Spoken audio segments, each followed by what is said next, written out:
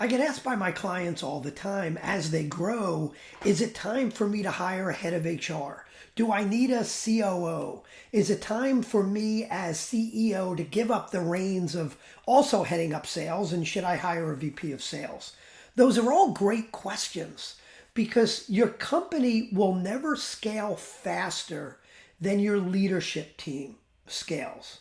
What happens is as you grow, your business gets more complex. That complexity slows growth. That's a tough cycle. Fast growth, more complexity slows down growth.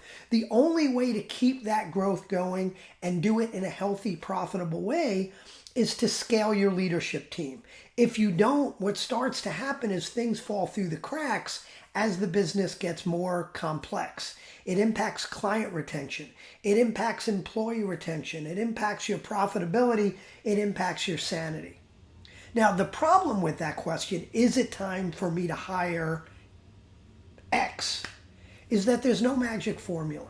There's no formula that says when you hit 50 people, you need a head of HR. When you have 100 customers, you now need a COO. There's no magic formula. It's different for every business. So I want to share with you a process that I use with my clients that I really want to recommend you use to make sure that you are proactively planning for the scalability of your leadership team. And number one of this three-step process is create what I call your functional org chart. Understand right now, understand your current organization. Who is truly accountable for each function? Who is the head of the company? Who's accountable for sales? Who's accountable for marketing? Who's accountable for research and development, finance, IT, etc.? Step one, understand your current organization, not the typical org chart. If you have someone called VP of Administration, that doesn't help you understand what functions they're really accountable for. So create a functional org chart, understand who truly is accountable for each function.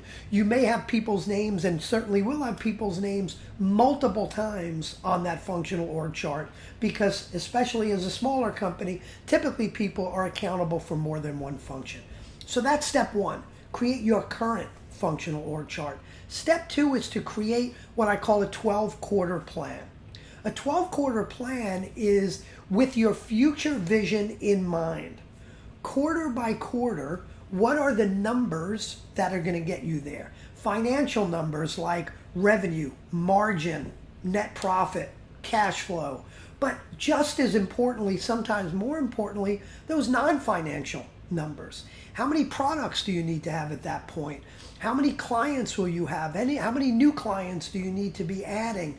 These non-financial numbers are very important in understanding what your leadership team needs to look like and when you may need a new VP of sales, when you may need a COO.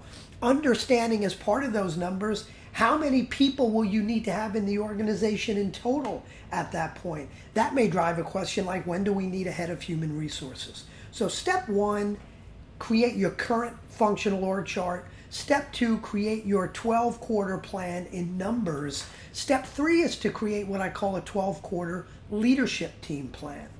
Based on those numbers each quarter, projecting out how does your leadership need to change? At what point will you need a head of sales? At what point will you need a head of operations or a head of service? Looking at it through the lens of the numbers allows you to make that decision and project that decision early on. So instead of saying, oh my God, things are falling through the cracks, I need to hire a VP of sales now, you know 2, 3, 4 quarters ahead of time when you'll have a need. So you could start grooming somebody internally for that position. You can start developing the leadership team you have to make sure that they can handle it. You could start searching on the outside for that external help you might need. But again, you know that many quarters before, so you don't have to rush to hire. What are you doing to ensure your leadership team is a driver of growth instead of a barrier?